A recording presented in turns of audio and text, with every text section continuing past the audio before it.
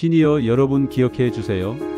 50세부터 60세와 70세, 80세의 몸은 40세 때와 다릅니다. 신장은 여과 속도가 느려지고 혈관은 유연성을 잃었습니다. 그래서 한때 도움이 된다고 느꼈던 고용량 보충제가 이제는 몸의 균형을 무너뜨리는 것입니다.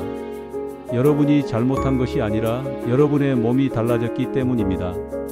이 영상을 보고 여러분은 여러분의 몸을 지켜주는 것은 알약의 개수가 아니라 몸을 돌보는 지혜를 알아가 보도록 하겠습니다.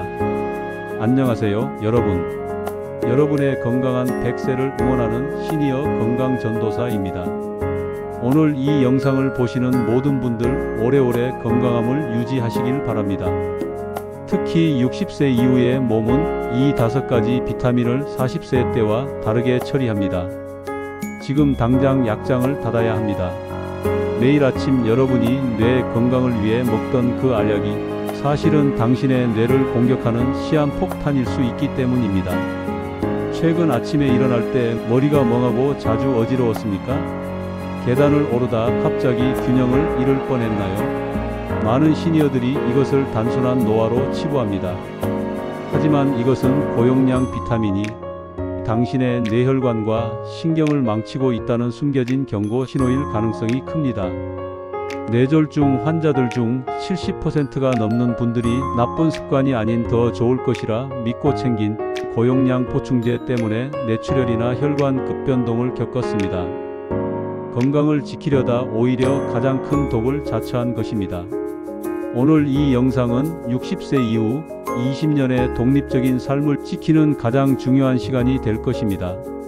지금 바로 여러분의 뇌를 망치는 치명적인 비타민 5가지를 1위부터 5위까지 그 이유와 안전한 대안까지 모두 공개합니다. 특히 첫 번째 비타민은 당신의 혈관을 돌덩이로 만듭니다. 생명을 지키고 싶다면 이 영상을 절대 놓치지 마십시오. 건강에 좋다는 믿음, 그것이 틀렸을 수도 있습니다. 첫 번째 위험 비타민은 비타민 D입니다. 비타민 D는 뼈를 튼튼히 하지만 고용량으로 섭취하면 몸은 오히려 혼란에 빠집니다. 흡수된 칼슘이 뼈로 가지 못하고 혈관 속을 떠돌게 만듭니다. 문제는 60세 이상의 혈관은 이미 탄력을 잃고 좁아져 있다는 것입니다.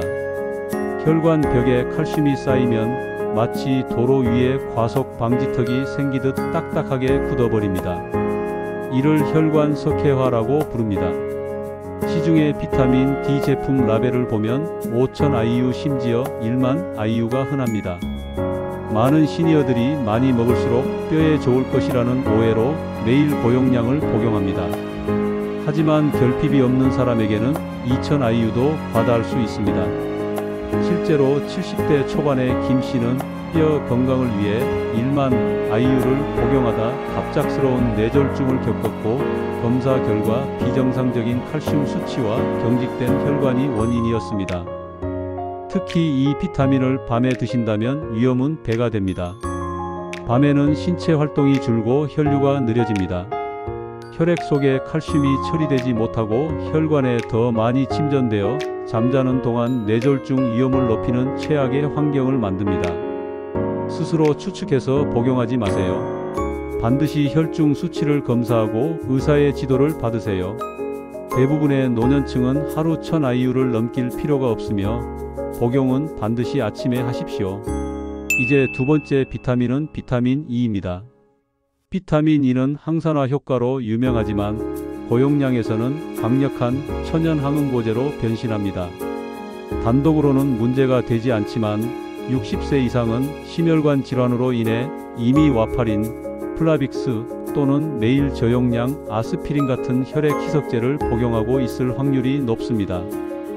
비타민 E와 혈액 희석제를 함께 복용하면 혈액이 지나치게 묽어져 출혈성 뇌졸중 위험이 높아집니다. 이는 마치 두 개의 얇은 칼날이 뇌혈관을 자르는 것과 같습니다. 노화로 인해 약해진 뇌혈관은 너무 묽어진 혈액의 압력을 견디지 못하고 터지게 됩니다.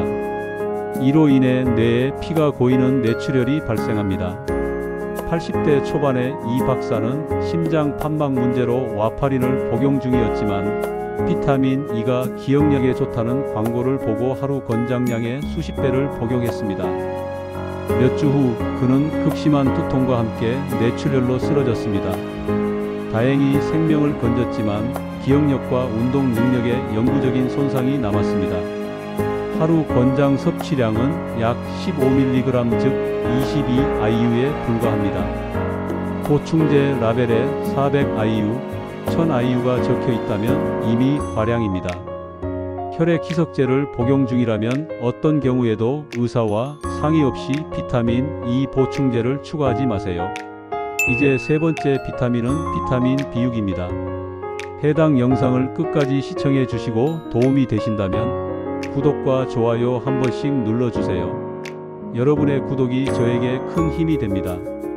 바로 시작하겠습니다. 비타민 B6은 신경 건강에 필수적이지만 고용량을 장기간 복용하면 신경을 감싸 보호하는 피막을 손상시킵니다.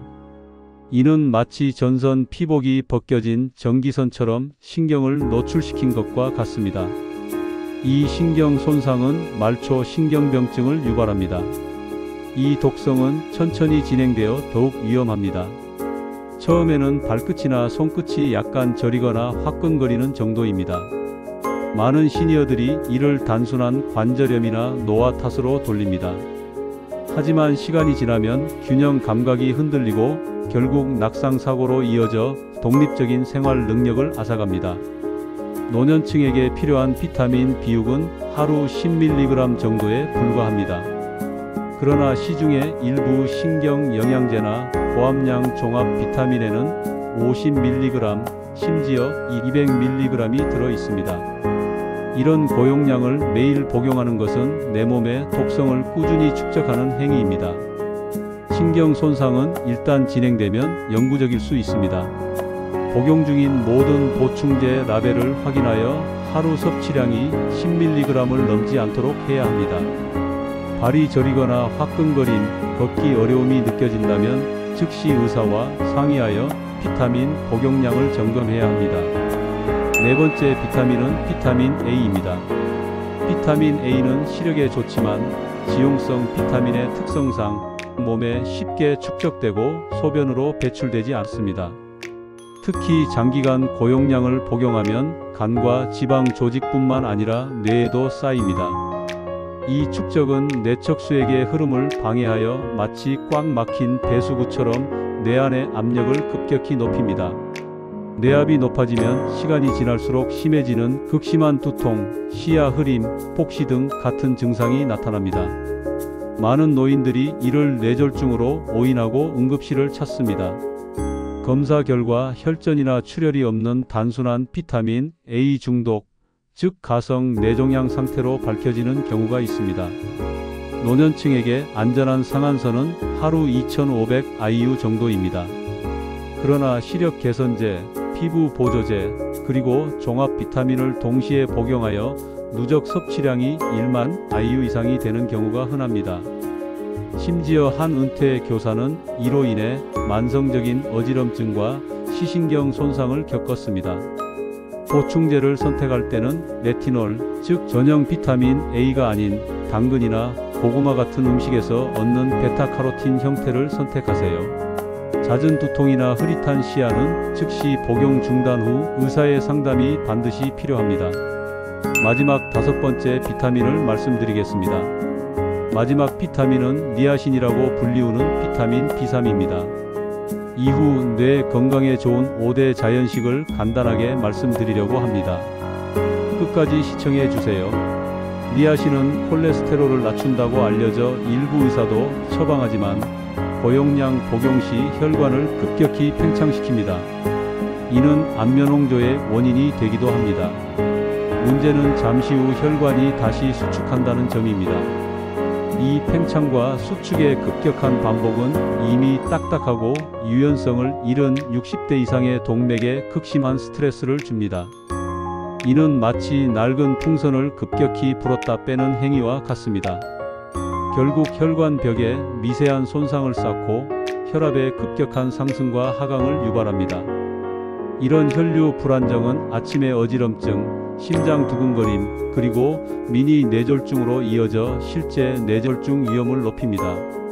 음식에서 얻는 하루 권장량은 10에서 20mg입니다. 하지만 심장 건강 보충제나 에너지 드링크에는 500mg, 심지어 2000mg이 들어 있습니다. 이는 신체가 감당할 수 있는 양의 50배를 넘는 수준입니다. 실제로 심장을 위해 고용량 니아신을 복용하던 노인들이 말이 어눌해지고 팔에 무력감을 호소하며 응급실을 찾는 경우가 많습니다. 한 알당 니아신이 50mg을 초과하는 제품은 반드시 의사와 상의해야 합니다. 많은 종합 비타민에 이미 니아신이 포함되어 있으니 중복 복용은 피하세요. 우리의 심장과 뇌가 원하는 것은 고용량이 아니라 안정된 혈류입니다. 지금까지 5가지 위험 비타민을 들으시면서 혼란스러우셨을지도 모릅니다. 그렇다면 도대체 어떻게 해야 할까? 그 답은 의외로 단순합니다. 복잡한 알약 서랍에서 벗어나 우리 몸이 수천 년간 알고 지낸 부엌으로 돌아가는 것입니다. 60대 후반의 최 씨를 처음 만났을 때 그녀의 서랍은 20여 가지 알약으로 가득했습니다. 뼈를 위한 비타민 D, 심장을 위한 비타민 E, 에너지 복합제까지. 그녀는 매일 아침 오늘도 건강을 위해 할 일을 다 했다고 믿었지만 현실은 멍한 머리, 시도 때도 없는 어지럼증, 급상승하는 혈압뿐이었습니다. 왜일까요? 우리 몸은 병 속의 고용량 폭탄이 아닌 자연식 속에 균형 잡힌 영양소를 흡수하도록 설계되었기 때문입니다. 최 씨는 알약을 줄이고 자연식으로 대체했습니다. 알약 대신 삶은 달걀, 아보카도, 블루베리 한 줌. 몇 주 후 그녀는 말했습니다. 제 머리가 수년 만에 이렇게 맑게 느껴지는 건 처음이에요. 이제 우리는 복잡한 비타민 계산은 그만할까요? 지금부터 뇌를 위한 건강함을 채울 5가지 자연식을 알려드립니다. 알약보다 훨씬 안전하고 강력한 효과를 보장합니다. 1. 녹색 잎채소 중 시금치와 케일입니다.